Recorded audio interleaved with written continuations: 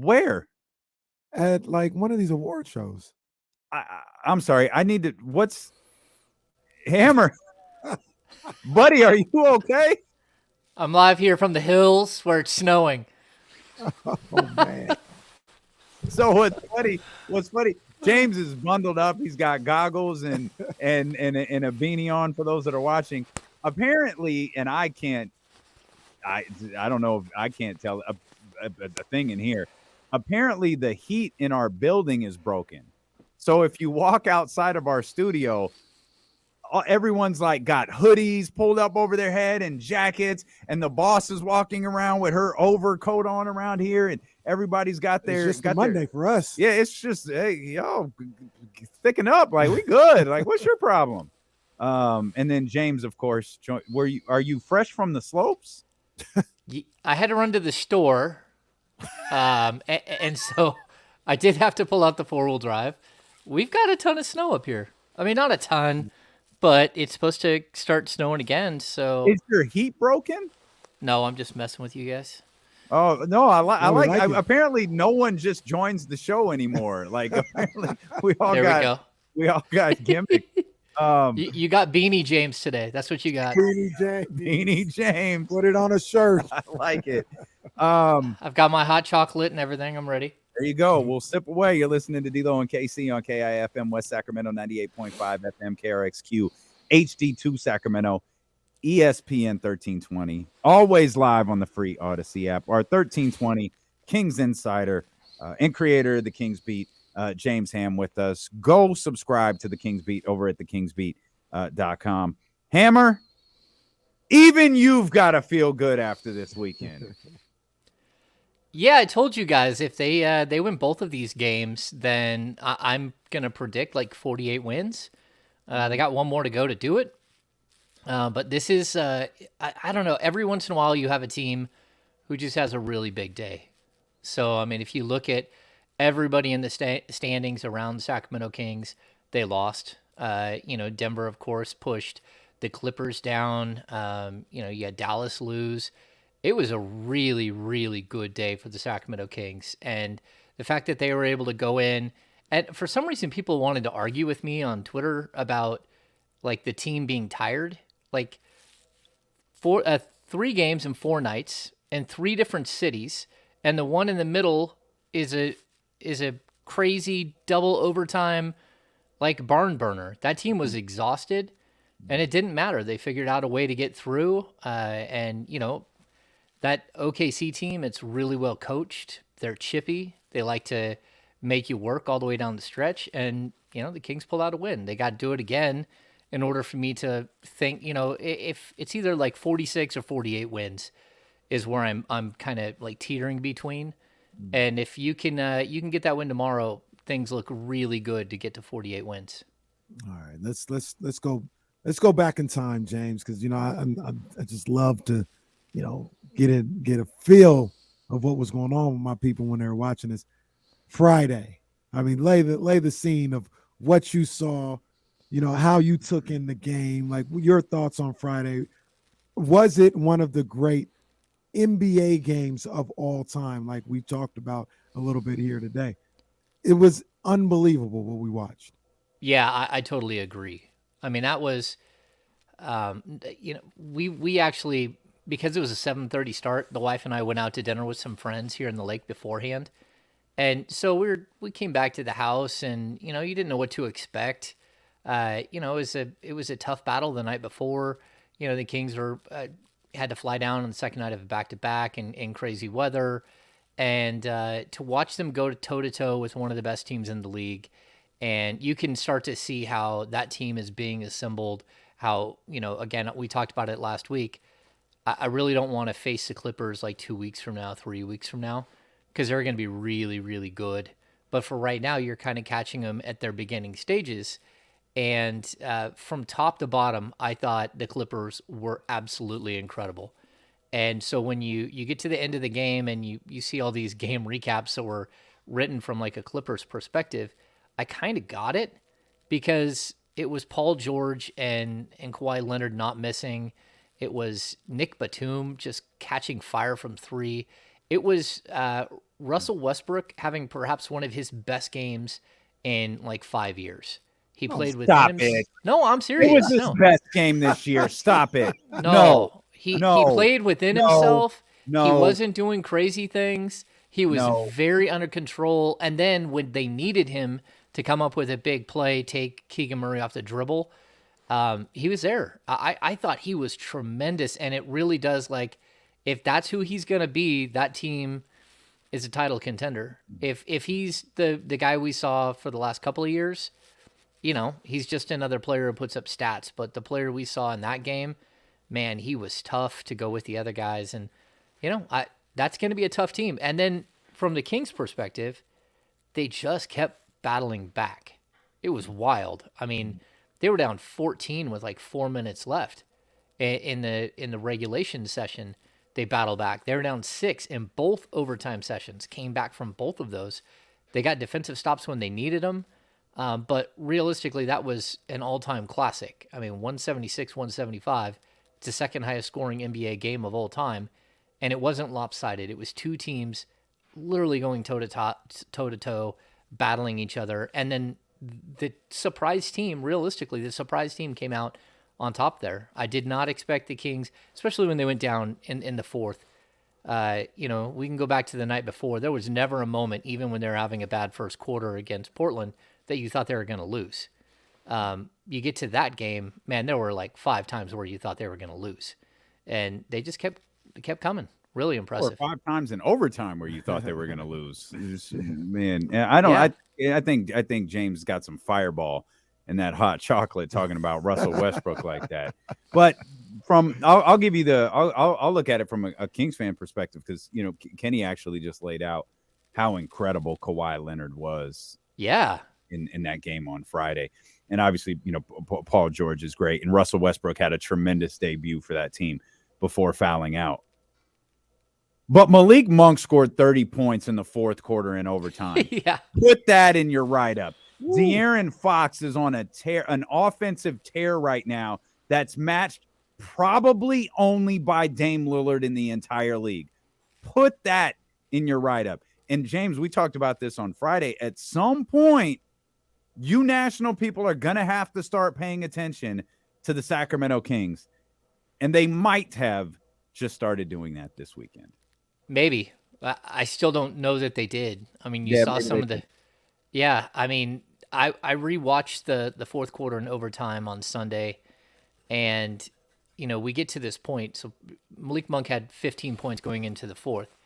I got to the point where I think it was the second overtime, he gets to 33 points. And it dawns on you that he has 12 more points to score. And there's only like 8 minutes left, of actual game time. It was just really, really incredible what he was able to accomplish. And, Fox, you could see in that game, Fox started to run out of gas late in the game. He was 1 of 4 in the second overtime session. You could see the weight of the world was coming down on him, and he was trying his best, but he didn't really have the legs. And Monk just found another gear that wasn't there. And that's the good thing about this team. They have so many options for scoring. He finished 1 of 4 in the second overtime? Yeah. Yeah, the one was the game winner. Yeah. Yeah, before that, he was 0 for 3. Tired as he was, he still, in that moment, kept the ball in his hands and took the team home for a win. Yeah, I would even say this, too. In that game specifically, there were moments in the fourth quarter where Terrence Davis hit the 2 threes and finished with 6 points, but he hit those 2 threes. Trey Lyles came up with some huge points and finished with 10. Davion Mitchell had a couple of really, really big plays. He finished with 8 points.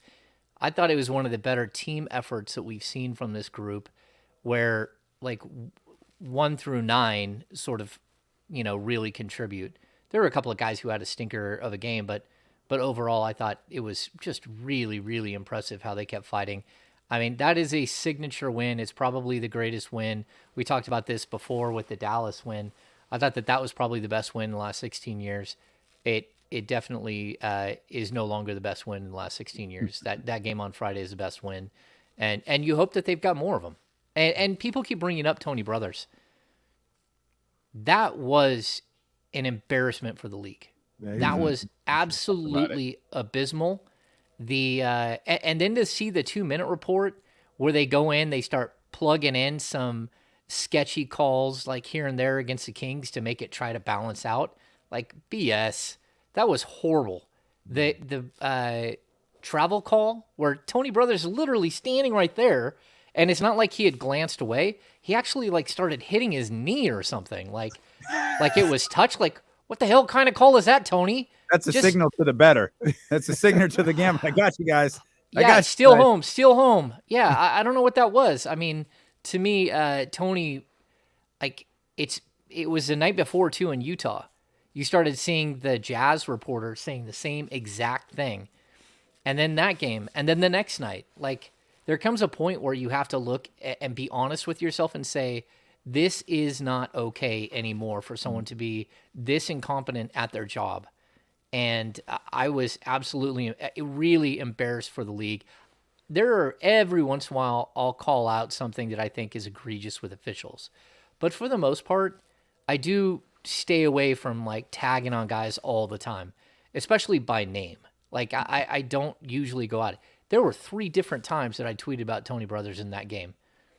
That's not something that I have ever done, but it was so warranted. I thought he was so horribly bad that, again, the league needs to step in and like make a decision there because it's just not okay. Yeah, I don't even think we mentioned once that Domas fouled out of that game. His 4th and 5th fouls? If like, there's come on, man, those are touch fouls. Like, if there's an NBA script, the script was written for Domas to foul out of that game because they just went at him. Well, what was it? Even aside from that, what was that in the first half? I think it was 26 free throws for the Clippers to 8 or something like that. Yeah, but they always balance those things out to make it look even, Steven. And to me, that was just like, what in the world is happening? So yeah, I mean. The 4th and the 5th fouls on Sabonis were probably like 30 seconds apart in the third quarter. Both of them were touches. The one that was challenged, the moving screen or illegal screen. I mean, come on, man. That was ridiculous that you couldn't like that. I think Katie said it on the broadcast. That's something that Draymond Green does every single time down court. Every single time to no call whatsoever. Every single time. And not only do you make the bad call, but you're able to look at it and still get it wrong. That's terrible. Yeah, I thought it was terrible. And, the game was so good. Let just greatness play. It's kind of like a play-by-play announcer who can't stop talking through some great scene. Like, sometimes the game needs to speak for itself. And in that moment, I thought, just let the game go. Let the stars decide this game. It's so good. No one wants to look away. And certainly nobody cares who's officiating the game. We should not have walked out of there with a thought of Tony Brothers at all. It should have been 100% on 87 points between the Kentucky guys. Like, just absolutely tremendous. And those 2 alley-oops, one from Fox to Monk and one from Monk back to Fox. And Monk has had second time they've done that this year. Yeah. Oh yeah. When they get rolling, they're fun together. Yeah. And those crazy dunks that Malik has where he's in traffic and he just goes up with two hands and hammers it down. Really, really impressive. That coast to coast one. That I popped for that one because I was like, all right, you're going coast to coast. Nice little finger roll layup. Next thing I know, it's a double clutch dunk. I said, oh my goodness, that's what we're doing. That was nuts. Speaking of pop, Lakers say LeBron James is listed as out for Tuesday's game versus the Grizzlies. Yeah, he'll sit out for a game and then he'll be back against. I think they play somebody on Wednesday. He'll be back. Did you see that Windhurst line circulating around the Twitterverse today? That the Lakers are gunning for the 6th spot so they could take on the Sacramento Kings. Okay. Lake Show. Yeah, like our thing has been like, thanks, cool, Wendy. Yeah, get there. I just get there. Y'all are 12th. Like, get there. Then we'll talk. This team been the 3 seed for like 2 months now, and y'all talking about getting to play Sacramento. Go ahead. Because You got to get there sorry first. Mavs team. Yeah, you got to get there Stop. first. And last time I checked, the Kings have already won the season series 3-1. Easy work. I don't know that it's easy work, but I mean, anytime you're facing LeBron James in the playoffs, you have to know that Tony Brothers is going to show up for at least two of them. That's a good point. That's what it's going to come down to. I mean, this team has to earn its respect, and they aren't there yet. I mean, just by the Sabonis situation. And then the other thing, too, that I don't know if you guys... Dame Lillard decides not to play on Thursday in a big game against the Kings. I don't understand why he didn't play in that game for rest, because they had to stay up too late on a plane sitting on the tarmac, him and Jeremy Grant. Then people like, oh, it looks like Trailblazers are cashing it in. And so he goes out on Twitter like, no, we ain't cashing it in. It's like, okay, well then why didn't you play? Like, I don't get it. Either you are cashing it in or you're not. Just like LeBron wants to come out and say, oh, LeBron James teams never missed the playoffs 2 times in a row. We can't have that be part of my legacy, blah, blah, blah. Okay. Like, well, you have to actually play for your team to win. I mean, it is what it is. So, yeah, I'm a little confused by these guys that are sitting in the 12 and the 13 spot. Damian Lillard sticking around in the fourth quarter to light up the worst team in the NBA for 71. It's like, okay, again, where were you on Thursday night? Well, James, this is something that I talked about because I see a lot of people always talk about, the Kings, and they're like, oh man, they're the healthiest team in the league. They haven't dealt with any injuries. And I was like as far as like somebody that just literally can't go, like, yeah, they've avoided that. And that's a good thing. That's not their fault. They've avoided it. But we still don't know where Domas's ligament is in his thumb. That's still floating around possibly, and he's playing out there. De'Aaron Fox has been banged up, and I said the difference between the Kings and everybody else isn't that they haven't had injuries, but number one, they don't load manage, and any little minor nicks, they play through it. Simple as that. They play through their little injuries, and you guys, the Lakers, LeBron and Dame Lillard and stuff like that, you guys are out for a game or two. That's not the Kings' fault because they're fighting through it. Yeah, so I'm going to bring up 2 things. Number one, I talked to Sabonis about his thumb the other night, and he said, "Look, we're going to have to address it during the off season, and figure out whether I need surgery or not. That's still on the table after the season, but for right now, I'm playing through it. I'm doing okay. It's getting hit, but it is what it is." And I said, "Yeah, Keegan got his, like sleeve off," and he said, "Yeah, totally different injury." And so he just left it at that, just like totally different injury. And I'm like, okay, that makes sense. The other thing is, like, we've harped on Mike Brown. I've brought it up a couple of times, right? About Mike Brown maybe running his team into the ground. That there's been so many times this season where, they practice when you can't even imagine them practicing. I mean, they got back from a 7-game road trip, got off the plane in the middle of the night, after a win in Houston, and practice the next day, but before they had a back-to-back coming up. Like, to me, it was like really crazy to see. And I think what we might be able to do after this season is start looking at a case study for the teams that actually like are in great shape, that keep going, that keep playing, that keep hitting the weight room together after the game as a team, and who are basically playing 1980s, 1990s basketball where everybody's working hard, everybody's at practice every day. And if you got to miss a day, it's one day and you're coming right back and you're still here participating and all that. But it kind of feels like that's who this team is, that they're in great shape, and they're able to take some of these like small injuries in stride, because it's just, they're ready. And a lot of these other teams, they take days off, and the Kings don't. Mm-hmm. They don't, and someone who doesn't take a moment off at this point, Hammer, is De'Aaron Fox. Oof. What do you think this stretch of basketball now that's at like 10 or 11 games is doing for the perception of De'Aaron Fox's season? Yeah, I mean, I think he's changing everything. Like, he's going to be up for Western Conference Player of the Month without any question. He should probably win Western Conference Player of the Month. I think the Kings are 6-4 in the month, so maybe that will hurt them a little. Although I'm not sure that there's another team that's out there that has a player that has basically put up his stats but has won more games. He's just like found his rhythm and found that next level, and now he's living in the next level. So like, is there another level above that? And I don't mean can he score 38 points a night. I mean, can he find ways to be more and more efficient, more uh, ways to get his teammates involved more? Like just start fine tuning, be a better defender. Although he's been really good there too.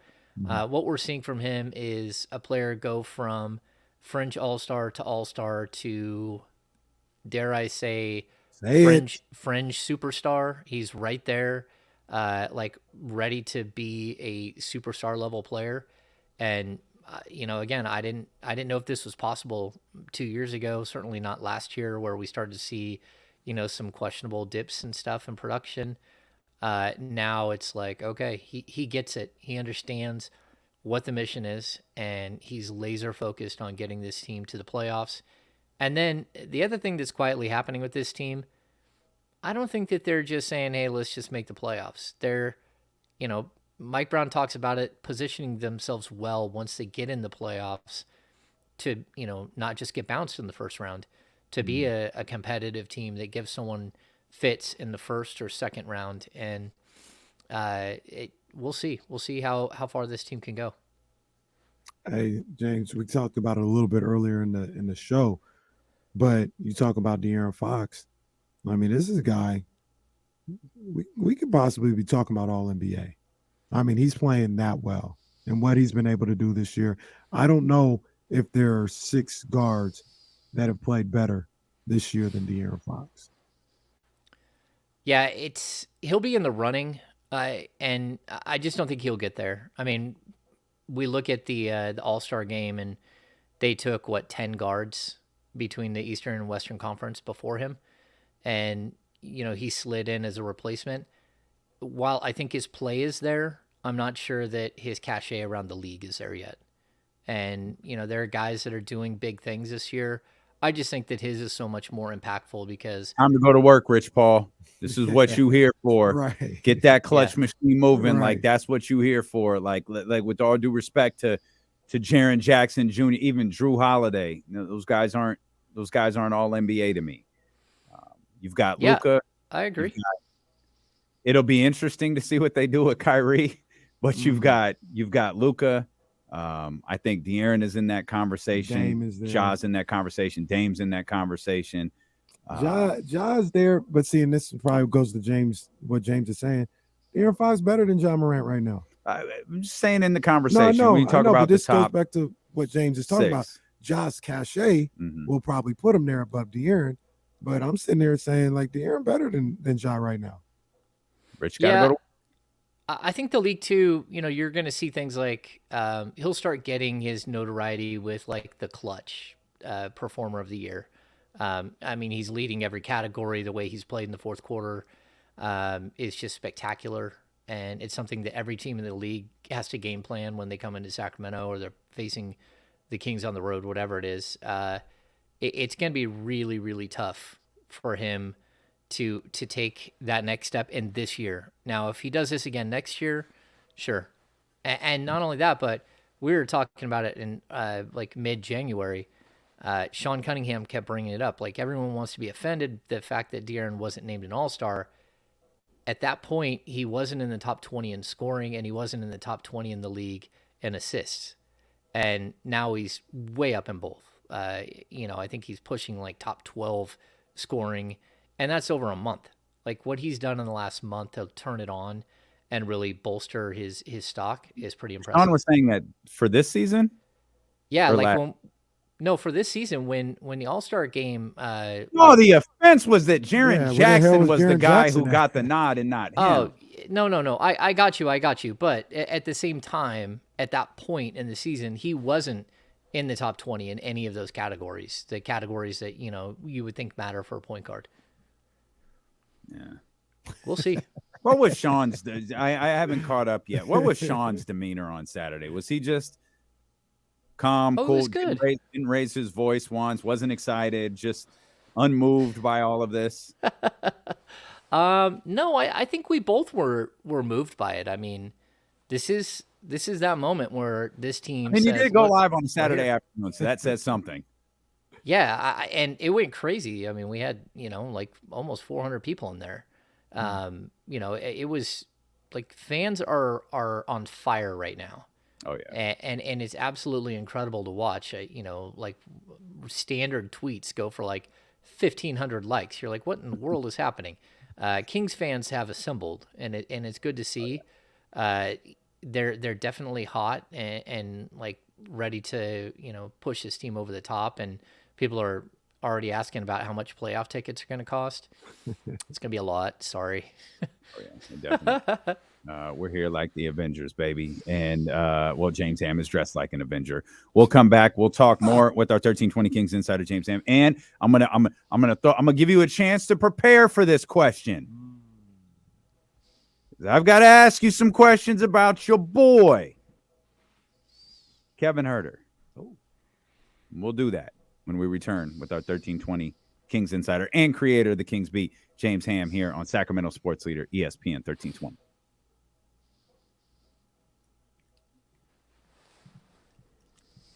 I'm going to take my jacket off. I was wondering if you were going to make it the whole show with that stuff on. Oh, man. Somebody wants Hey, you to, I lost James. somebody wants you to beam him up. James, did you mute yourself? Yeah, I muted myself. Oh, there you are. Okay. Sorry, Charlie. It's all right. Ham lives in an igloo. Oh, I love it. This morning was It got crazy. colder here during the segment. It did get a little cold in here. We had those big snowflakes today. Crazy ones. Yeah, it's not. I mean, it was raining like it doesn't look like it's raining right now, but it was raining like crazy when we got here. Yeah, it was coming down. I'm glad it's not raining. Oh, it says it's going to rain in 16 minutes. Well, how nice of you. It's a little too specific for me, Apple app. Calm down. Yeah, it snowed more this time than it did like on Thursday. And we got to see it, so it wasn't one of the wake up in the morning and there's a bunch of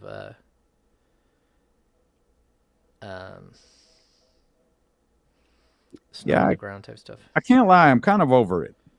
Yeah, I am too. I'm done. Time to love move it. on. It's about to be March. Let's move on to the sun. I like the cold. I live in California. Yeah, but there just comes a certain point where you got to Owen Hart this thing, man. Enough is enough, and it's time for a change. Yeah, someone asked in here if the Kings are interested in Nerlens Noel, and I had heard rumor that they were about 2 or 3 weeks ago, but I kind of got a little kickback on that over the last couple of days. So, I'm not sure. Shout out Cutting Pete. Cutting Pete. You know what I'm saying? He's over there in Lamb Park, South Sac. Stand up. You know what it is? It says it's raining hard over in South Sac right now. So. Okay. I like it. We got some portraits back there. That's step one. We've got them in the building, and we'll see when we can get them on the wall behind us. And Need me to bring a hammer and? Well, no, we've got to get permission first. Floor and High House. Everybody rep your high school, man. Rep your high school. McClatchy, El Camino. Where'd you go, Ham? Oak Ridge? Nevada Union. Nevada Union. I knew it was one of them football powers. The glory days of Nevada Union. That's right, Marcus. I don't pay these damn taxes for Midwest weather. If we're going to keep this up, y'all going to have to lower my tax bill. That's facts. Gavin Newsom. Sac High, stand up. They did work, man. Shout out to the boys team. Cordova in the house. Burbank in the house. CB in the house. Vista, you're young, Matthew. You're pretty young. Warren went to Highlands. Ramsey went to Foothill. Rob W. out in Sheldon. Okay. Russ is Grant. Sheldon. Well, Rob W. is about the same age as Sheldon.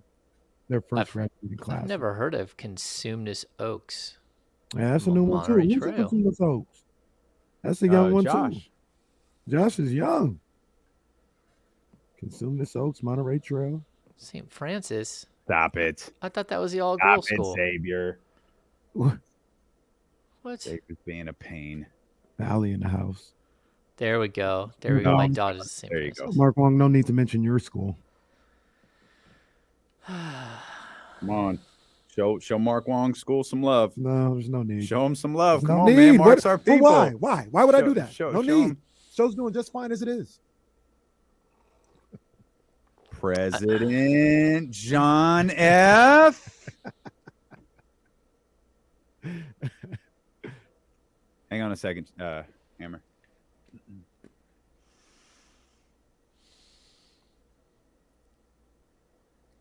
Back here with our 1320 Kings insider and creator of the Kings Beat, James Ham. If you haven't gone over to thekingsbeat.com yet and become a subscriber, I'm not sure what you're waiting for, man. This is peak prime time Kings content.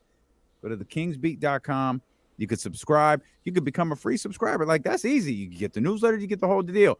You're going to want to become a premium subscriber because you're not going to want to miss out on these happy hours and all this exclusive content that premium subscribers get. So head over. Just open another tab, especially for those watching on YouTube or Twitch. Just open another tab. Go to thekingsbeat.com. Throw in your email address. Boom. And James Ham will put a piece together explaining to you his thoughts on Kevin Huerter. Are you concerned about your boy right now? You know, the size is getting pretty big. I love it. Just because we're both redheaded doesn't mean he's my boy. That's your boy. That's 100% your boy. There's some crazy stuff going on here. Some crazy stuff. Yeah, I'll say this. Like, I went and looked at the numbers yesterday. He didn't have a good game yesterday. His previous 4 games, he was shooting 41.4% from 3. So, am I concerned? Yes. Am I not concerned? No. I mean, this is like, it goes back to sort of the Malik Monk situation where Malik Monk had like a month, maybe 5 weeks where he had a rough stretch. I don't think Huerter's is going to last that long, but that's how this team is built, where when Malik Monk wants to step up and be crazy Malik Monk, he can be that player and he can dominate and Huerter can stand on the sidelines and cheer. When Huerter is that guy, Malik Monk sits on the sidelines and cheers. And so it's kind of the way that this team is built. I think this is a lull just like everybody else has had this season. And am I super concerned? Not really. I mean, maybe this summer he needs to analyze fitness and all that stuff. I do know that his splits say that when you look at the second night of back-to-backs and stuff, those are usually the rough ones for Kevin. So that's usually just because he's not recovering as well. So yeah, I'm okay where he's at. I mean, clearly you can't be ecstatic about his play of late. I think the turnovers was like a pretty solid, issue in the last game, and he just looked out of sorts. But again, maybe a guy like Kevin is one that if you again look at all of the splits on 2 days rest and 3 days rest and 1 day's rest, he's a guy that usually looks better on, having a day off, and that's 3 games and 4 nights, and so maybe it was partially that. 2 quick notes before you jump in there. I want to make sure. Am I looking at this right? Nope, you can continue. Ignore me. I ain't even here. Okay. I'm looking at something I wanted, and I'm not confident this update is right. So no, it is right. There it is. 228. It's right there. Okay, Shai Gilgeous-Alexander's been ruled out tomorrow. I've seen it like 3 times. Okay, no, I'm looking at the actual injury report, and I just wanted to make sure that I was looking at the. That's next level, bro. You know what I'm saying? No, all you do is Google NBA tweets. You know what I'm saying? That's just Shai is ruled out tomorrow.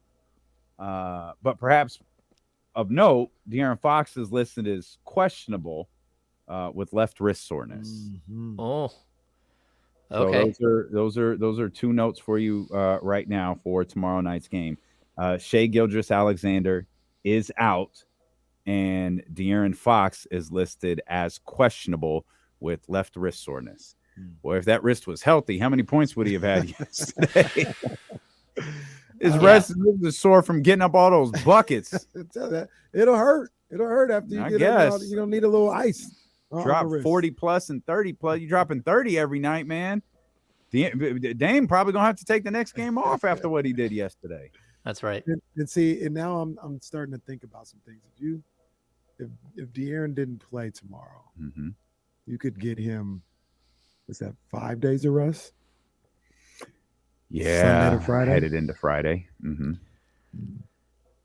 Don't take any game lightly. Go out and try to win every single game. He's got 2 days to heal up. I mean, the guy's been a baller all season. I'd be surprised if he doesn't play. I would too. That's what I talked about, before the break. That's what he's got. If these guys can play, they played all year long. And I agree. I don't see that changing. I think they talked about it last week, man. I think they smell the finish line. I think they are motivated and hungry by what's in front of them. They're not intimidated by it by any means. Here's just to further the stats that I was talking about. Huerter on the season. In February, it was a bad month. He shot 28.8% from three, right? But on 0 days rest, he shoots 32.8 from three. On 1 day rest, he shoots 39.6, 2 days, 39.5, and 3 or more days, he shoots 43.3%. So he's just one of those guys that, again, maybe isn't great on the second night of a back-to-back or in a situation where, you got 3 games in 4 nights in 3 different cities during crazy weather. Well, Reggie, if you look at the way he shoots, he uses a lot of legs in his shot. That's one of the reasons why he might tire down. Exactly. It sounded like Chris Broussard, though. That was the part that was confusing. It sounded like you know what? Now that you mention it, it wasn't as loud. Chris Broussard is louder. That's me. There's a level of hoarseness to Draymond's voice when he speaks. But if you're listening, you can understand it's not as loud as when I go like this. That's right. That's it. That's a good call. That's me. I'm off my game.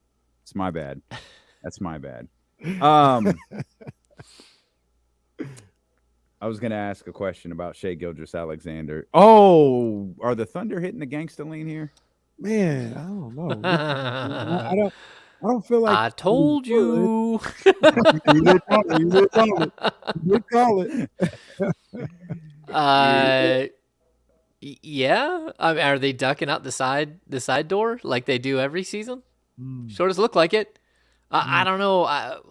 When did Shai get hurt? I'm not sure. I just saw him out of nowhere not play on Friday night.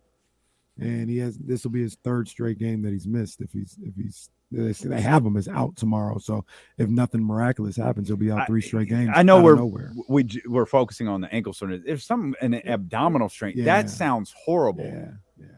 So I don't know what caused it. It just sounds awful. Didn't he play in the All-Star game though? He did. Got mad because somebody blocked his dunk. Well, LeBron blocked him. LeBron wasn't doing nothing in the whole game, and then all of a sudden he want to play defense. Yeah, that's what happened. What? Do better next time. What you talking about? We also have that Zubats is another guy who got injured during the All-Star break. He's out with a calf strain, right? He hasn't played in the last couple of games. He didn't play against the Kings. He didn't play in yesterday's game, and those are never good, especially for a guy that big. Calf strains are bad news. Because the calf muscles are the only thing protecting the Achilles tendon. So you can really do a lot of damage if you don't let the calf strain heal completely. Well, matchup number 2 against the Oklahoma City Thunder in Oklahoma City. Has anybody checked in? Have you heard from wasn't there really bad? Didn't they rush out of the building? They had a siren. Didn't they have a siren going off? Biederman said there were tornado sirens going off. Yeah, I know Bobby Gerald said that his dad and the team made it back to the hotel, but they were told to go in their bathrooms, stay in their bathrooms away from the windows and shut the door. So how many do you think did that? None. Gary Gerald. Imagine Gerald. Imagine he followed the rules. You got the defensive player to get. You got all this bling around your neck. You just celebrated game number 3,000, and what do you got to do? You got to go sit in the bathroom of Oklahoma City hotel. Yeah, I think Gary Gerald probably just he had a risque night and probably ordered that they warm up his milk when they bring it up to his room for his milk Everyone's and cookies. saying Keegan. No cold milk tonight for me. I'm the DPOG. Well, look, I'm gonna tell you right now. They tell me to go sit in the bathroom. I'm sitting in the bathroom. I ain't messing with no tornado. That's that's where I'll be tonight. They know tornadoes. I don't, so I'm gonna go sit in the bathroom. I know they delivered G-Man a bottle of wine and a cupcake. I'm guessing he ate the cupcake before the game, but if he saved that bottle of wine, he could have just been getting tossed in the bathroom with a bottle of wine. Yeah. And he's not a drinker. He's not a drinker. He's not a G-Man strikes me as a wine drinker. He's not a wine drinker. No, he's not a drinker. And also, they're not at the 3,000. Easy 8 motel bathroom. That's true. They got room in there. Yeah, there's a TV in there. Got a spa. They sitting in there like Tony Montana. Yeah. No. I checked in with Doug too, and Doug said they were good. Earlier, everyone's good. He was actually doing it that time too. Well, Doug was probably soaking in seaweed anyway, so it didn't matter. Yeah, you're right. He had his Epsom salts out. Yeah, he was taking his Epsom salt back. That camera caught him a lot yesterday, and he just looked angry for the entire game. Doug looked pissed off. Oh, that's not good. Out, and he was not pleased with how they were playing. Well, look, the one thing about it though, I think it goes to what you talked about earlier with De'Aaron Fox on Friday night in the locker room. Like, as happy as we were about everything that happened on Friday and where this team is at and all this other stuff, I really believe that team, until the job's done, they're not going to let off the gas. And you look at somebody like Doug Christie, all right, it's cool. We gotta handle business tonight in OKC. Yeah. And they are locked in on every single game. They've won those last 2 games. I'm very confident tomorrow they're locked in on what they have to do tomorrow. This team, they're focused and they're confident in the task at hand for the rest of the season. I love seeing it. Yeah, I mean, there could be tough times here and there, but just the resiliency of this team that we've seen, not just from like one week to the next, but even from one game to the next, from one quarter to the next, coming back, staying in almost every single game the entire season. Yeah, it's been super impressive. And, a lot like Mike Brown and Jordy Fernandez, like Doug made his name in the NBA on the defensive side of the ball. And so I would imagine that Doug gets as frustrated as anyone watching some of the things that happen in the middle of a game while the Kings are playing.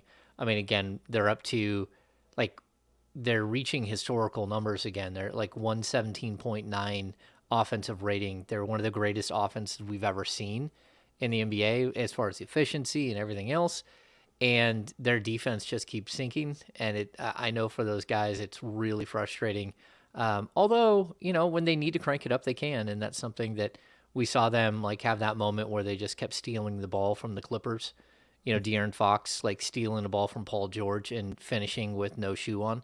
And then Keegan Murray coming back the next play and getting a steal and a dunk.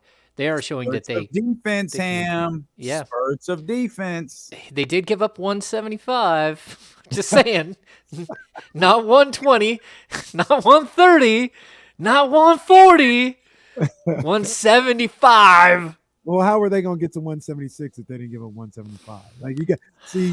They're playing chess. You playing checkers. They playing chess. 3-dimensional chess. Yeah, I saw a stat today on Mark Stein's Substack, and it said that no team has ever won an NBA championship in a season where they gave up 150 points in a game. And so he basically said the Kings and the Clippers were both eliminated from title contention on Friday night because they both let it happen. But I think he also brought up the point that it's only happened twice where a team has scored 150 or more in regulation during a during a season, and the Kings have done it twice, 153 and in regulation. They were at 153 in this last game, and I think what did they score against Brooklyn? 154, something like that in regulation. So, yeah, Well, tell their your boy offense. Mark Stein to look up how many times has a player scored 71? How many times have players scored 70 plus in a season? Because Yeah, I only imagine Wilt Chamberlain is the only one who's ever done it multiple times. And I don't even know that he's done it multiple times. We've had 2 70-point scorers this year. this season is wild. Every night there's a close to 50-point score, if not a 50 plus. It's just like the level of basketball, or like the defensive level, is just really bad. I think that's the other part of it. Like whatever is happening, offenses are way far ahead of defenses at this point still in the season, and the Kings, of course, right up there at the top of everybody, as far as like the disparity between offensive rating and defensive rating. But they're still like 7th in the league in net rating. Like, they're holding tough, and it's really impressive to watch. The rebounding has gotten a little bit better over the last couple of games. The steal numbers are coming up. They're doing a good job of finding different ways to win. You mentioned him just a little bit in passing, but it really did stand out to me, Keegan Murray. And, he, off the top of my head, 5 times he was playing the passing lanes and got a steal and went, I don't know if he went coast to coast 5 times, but there was at least 2 times in that Clippers game. And I think there was another 2 or 3 times in the game on Sunday. I mean, and on Friday, we saw Mike Brown get really hyped after one of the Keegan steals and dunks led to a timeout for the Clippers. And he came out to like 5 times. No, I believe James Ham is frozen. I was doing the countdown. No. We have a James Ham freeze I didn't even at 3:48. We have a James Ham freeze at 3:48. He is unfrozen. He's dressed for the frozen weather today. I didn't even realize. But he has unfrozen. I love that you thought James had that facial expression through your entire I just deadpanned you the whole time, just like. Like, James is really no-selling this question. Oh, man. Well, Jace, I don't know what you heard, but basically it was Keegan Murray playing the passing lanes, being effective on the defensive end. Mike Brown got really excited on Friday night when Keegan did that a couple of times. I mean, hopefully this is another aspect of his game that is going to start getting unlocked with the more he plays. Yeah, you can just see his confidence level rising on both ends of the court. All of a sudden he's I know Sabonis hit him down in the post early in the game against OKC, and he missed a like a little jump hook or something. But we're starting to see him take guys off the dribble. He had in that Clippers game, he had the either that or was the Portland game where he had the Dirk fall away at the free throw line. And then he tried it again in the last game. Like, we're seeing him show little bits of who he's going to be. And I think that the Kings are saying, okay, we're going to let you run a little bit more. And with that comes the confidence to play passing lanes, to not just try to lock up a defender. And I don't know why they put him on a guy like Russell Westbrook. Man, Russell Westbrook, it doesn't matter how old he is. His first step is electric. And he just can get by almost anyone. Especially with how strong he is. And those are situations where he clearly has to improve, where he's allowing guys to go to the basket. But playing the passing lanes, I think that might be the path to improvement for this team, is to be more aggressive and play passing lanes as opposed to some of the other issues that they're trying to deal with, the way that they're trying to play it. You happy with the way the Kings are playing? Even giving up 175 points, James? Oh, yeah, I don't care. I mean, that's Mike Brown's thing. Like, just win. That's all that matters to me. Well, it was funny. Like, you brought that up because we all obviously have that electric energy coming from Friday. That was not Mike Brown last night. Mike was like, we've got things to clean up. We gave up a 40-point quarter and we had 20 turnovers. Like, he did not have the same electric vibe after giving up 175 points that he did again in that game against the Thunder yesterday. Yeah, I totally agree. I mean, he's always going to hold to his principles. The defensive side of the ball is where he's always made his name. And for him, I think it's slightly embarrassing. Like, he is a guy who's known for being so good on the defensive end. I mean, again, the Golden State Warriors with a bunch of old dudes and some defensive-minded guys, but mainly offensive players, were number 2 in the league last year in defensive rating. And that was his baby. That was his defense. And to come here, I think he's starting to realize it's going to take more than one season, but he's also hoping that even if that's the case, that the team can make improvements enough that they're not just going to be an easy out in the playoffs, that they are going to be a team that can actually, compete and don't just have to, do what Kenny says and just outscore everybody every time. I mean, clearly, if they outscore everyone, then they will win. Yep. But trying to outscore someone and actually outscoring someone aren't always the same thing. The truth still remains. You cannot beat the Sacramento Kings by trying to outscore them. It won't work. It won't work. No, I don't disagree. It doesn't. And you can't score less in the NBA and still win games. That's what I'd imagine. That's what I'd imagine Trent Dilfer would say here. But a second matchup against the Oklahoma City Thunder. For those just tuning in, no Shai Gilgeous-Alexander tomorrow. De'Aaron Fox is listed as questionable, and then they'll be off until Friday. And James, we had this idea. Friday's game is now going to be like of epic proportions. It's going to be talked about during the day, and it's going to be reminisced back to the week before. Like Friday's game against the Clippers got a little bigger after last Friday's game against the Clippers. Oh, I totally agree. And let's be honest, the Clippers can't play better than that. Like, I mean, they can beat the Kings, but they're not going to shoot like that again. 26 of 45 from 3, is that what it was? Yeah, like 26 3-pointers. Kawhi third quarter was insane. Well, that and Nick Batum didn't. He hit 5. They had 4 different dudes hit 5 3-pointers. Like, this is going to be a very, very big game. If the Kings could get away with sitting De'Aaron Fox and give him a couple of days of rest, they might consider it. But like, you don't leave anything on the table, especially with what's coming. With it's not just the Clippers. It's Minnesota. It's New Orleans. All that stuff is on the docket. Like, you got to get wins where you can get wins. You don't let one slip just because. Well, this was a fun weekend, man. This was a fun day. It was. It was a fun day. It was a really fun weekend. Back to work tomorrow.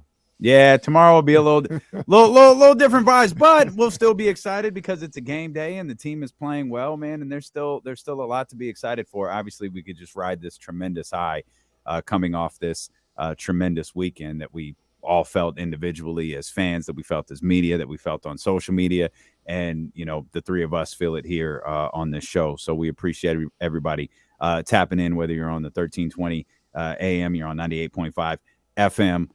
If you're on YouTube, Twitch, whatever it may be, hit the thumbs up, hit the follow, hit the subscribe, hit the favorite, whatever it is. Also, remember, you can go to ESPN1320.com to enter to win tickets to AEW on March 8th at the Golden One Center. So go to ESPN1320.com, head over to the contest page.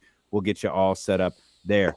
But if you can't get enough, if you're listening on ESPN 1320, if you're listening on the Odyssey app, you want more James Ham, you want more Kings talk, don't move. We're going to run it back next here on Sacramento Sports Leader, ESPN 1320. Go Kings.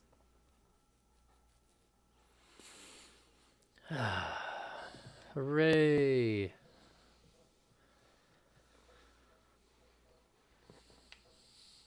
All right. There we go. All right, guys. So we're gonna shut down a smidge bit earlier than usual because I don't want to do anything that gets in the way of what Charlie's doing. Charlie's got a lot of work ahead of him, so we want to make sure we can kind of shut things down and get out of his way.